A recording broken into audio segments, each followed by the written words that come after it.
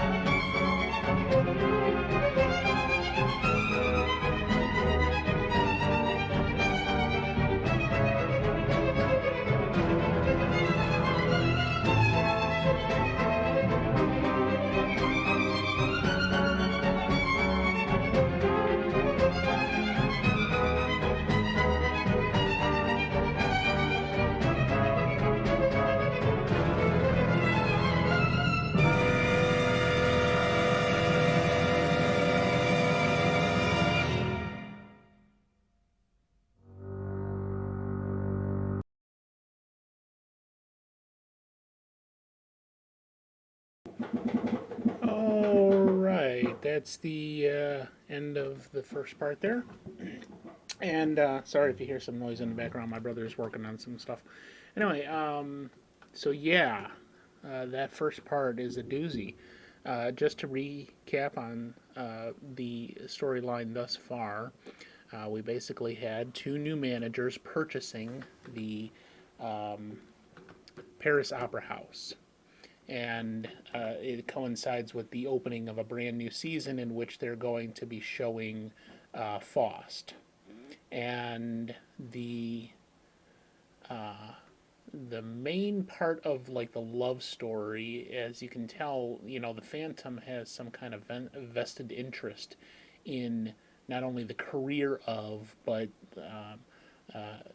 Christine Daae, the understudy to Carlotta, being seen and heard on stage.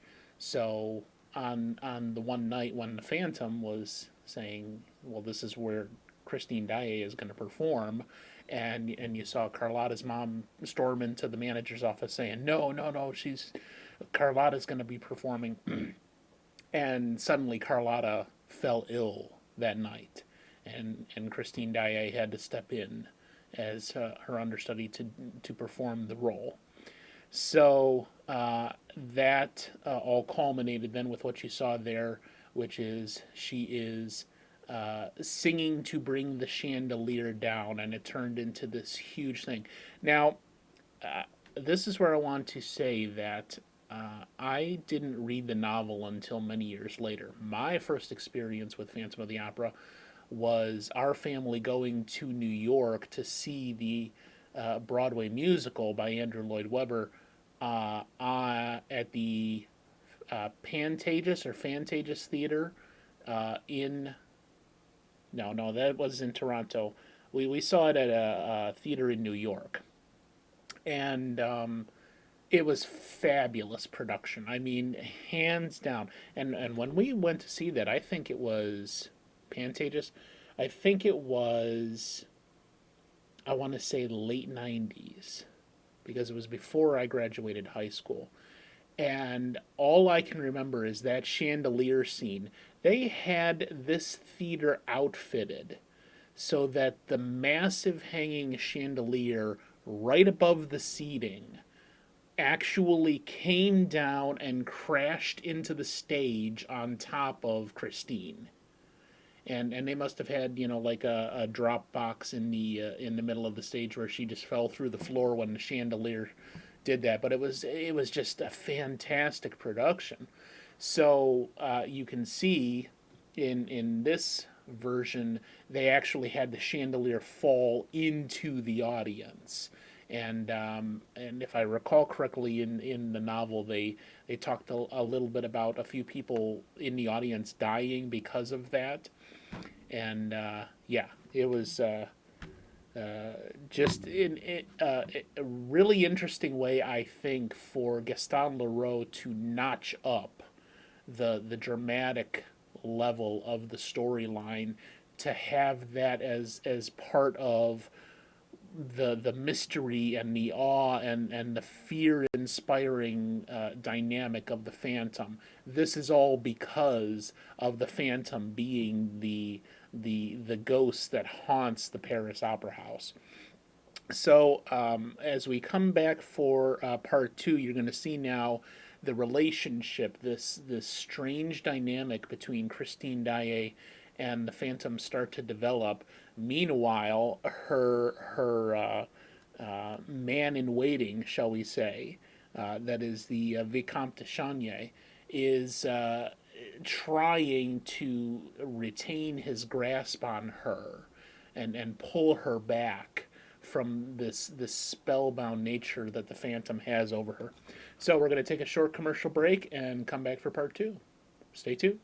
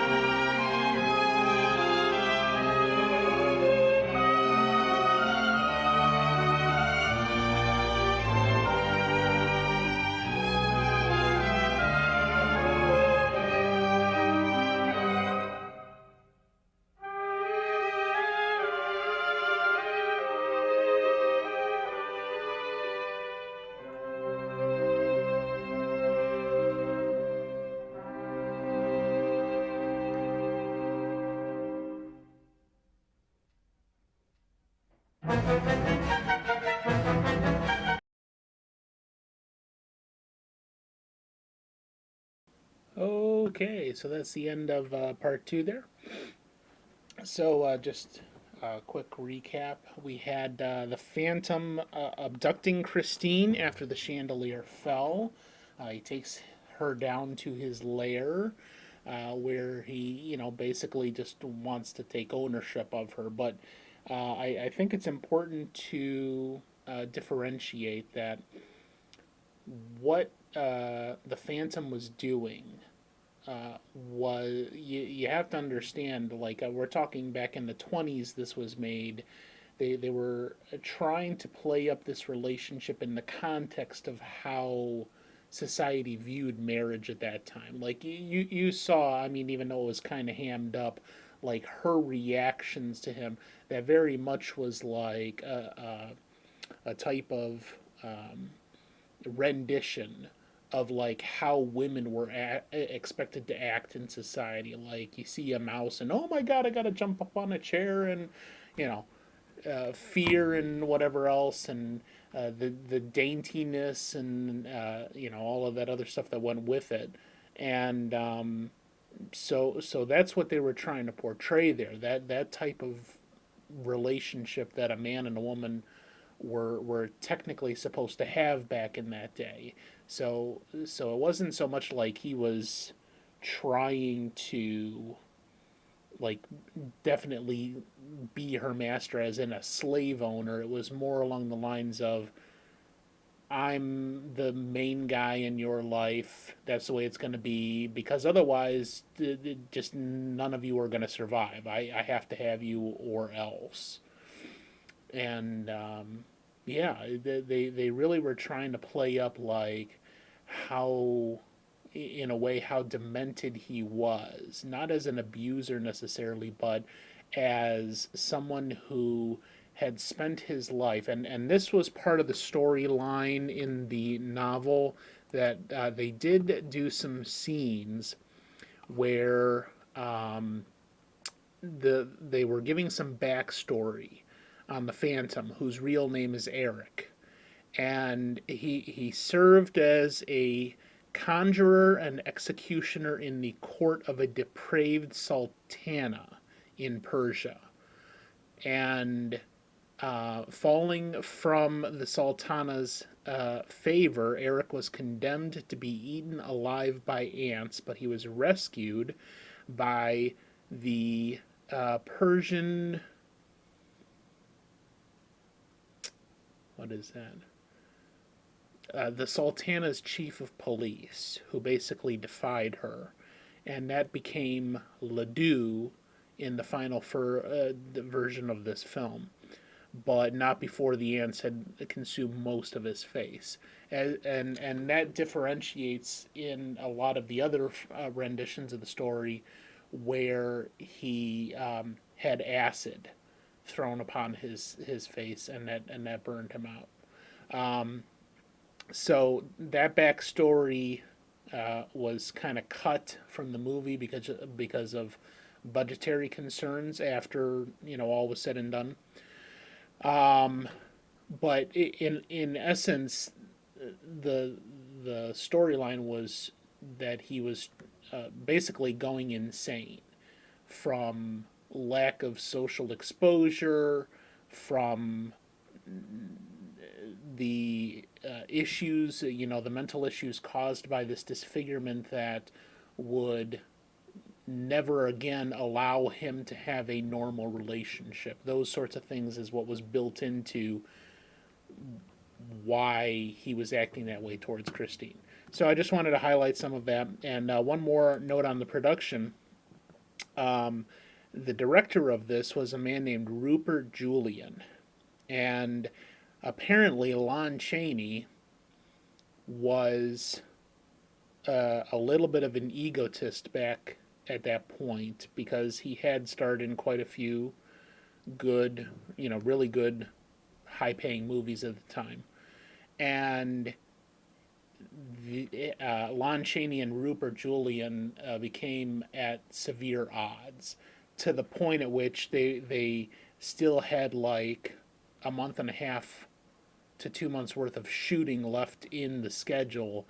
And Lon Chaney was just completely ignoring him, you know. And there's this line that he's saying, Sylvan Enger, who was the director of photography, served as a go-between Rupert Julian and Lon Chaney. He would report Julian's directions to Chaney, who responded, quote, "Tell him to go to hell."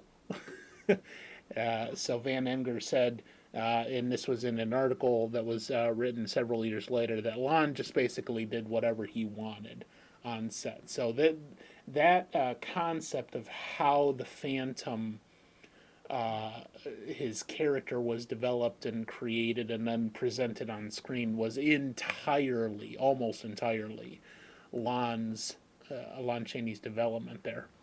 All right, we're going to take one more short commercial break here and then come back for the exciting conclusion of The Phantom of the Opera.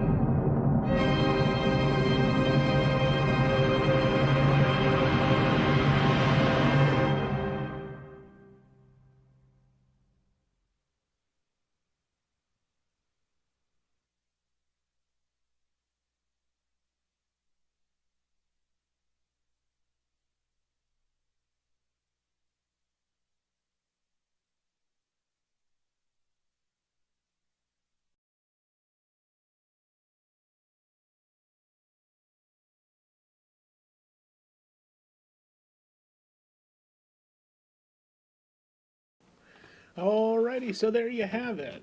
The Phantom of the Opera from 1925, refurbished, resimulated, overbaked, overcooked, but the score I thought was really fantastic. The way they did that, the way they put in actual excerpts from an opera rendition of Faust, and yeah, just in my opinion, a really well done version. So that's pretty much it. Coming attractions on EBC 2021. I just have two for you. First, this Thursday, The Matrix showing on the Conflux Discord. Watchroom 5, that's basically my way of snubbing the DMCA Twitch bullshit, and yeah, just come on by. We're gonna, watch it and have some fun and maybe kibitz a little bit in the chat room. So it's gonna be kind of a blast. I don't know. We might explode some things. You never know what's gonna happen.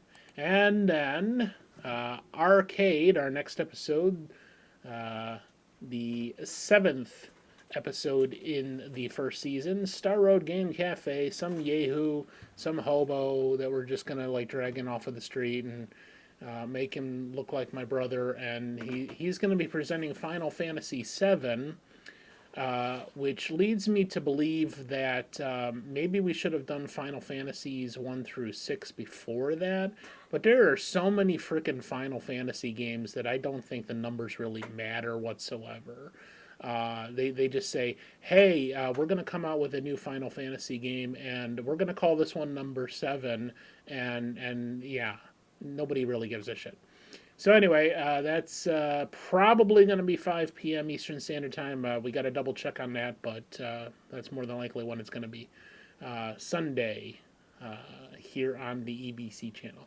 That's all I have for you, and except even though I didn't make a thing for it, we're going to have public domain movie night again then in a week, next Monday on Valentine's Day, February 14th, the original Don Juan from 1926, another silent film, followed swiftly on the 21st by another great love story, Attack of the Giant Leeches from 1959. So make sure you're here for that.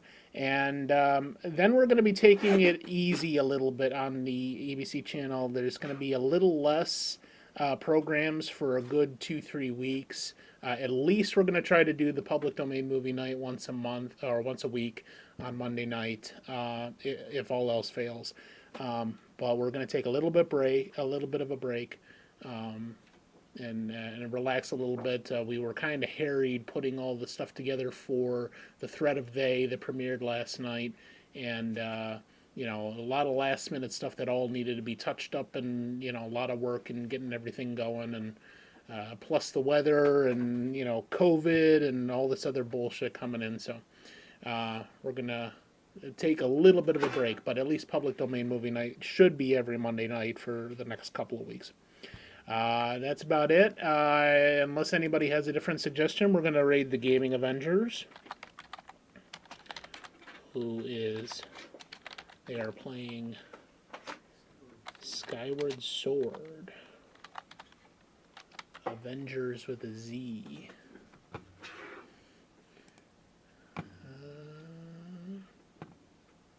Any last words? Thank you, Cordial Snail, for coming on down. WandaNet. Here, I'll do that before we raid. Anybody else have any suggestion for a raid? Now's the time to put it in. Our sponsor this month is our very own WandaNet 1011. Let me get this right here. There it is. And Senlasa, yes, I didn't forget you. I forgot to keep on talking in that vein. Senlasa, who else did we have in here? Ronathan, and a few others lurking about I saw, but I'm not going to name. Anyway, WandaNet is our sponsor this month, and she requests that you check out domesticshelters.org and search for your local shelter. Very much appreciated. If there's anything that you can do, check out your local shelter and see what they need. Even the smallest items usually work. I like going when I do this particular set of charity work, going and buying at the flea market some of these vendors that have a giant amount of socks or gloves.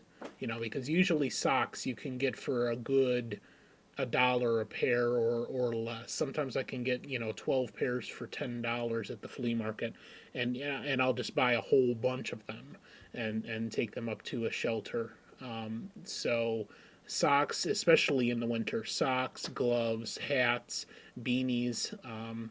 That sort of thing. Hand warmers are also welcome. Yeah, personal care items, any type of toiletries, soap, hand sanitizer, um, tissues, all of that stuff, really. But the best thing that you can do is just go to that website, domesticshelters.org, put in your zip code, search for your local domestic violence shelter, and see what they need in particular, what they're looking for. So that just about does it. Let's head on over to the Gaming Avengers.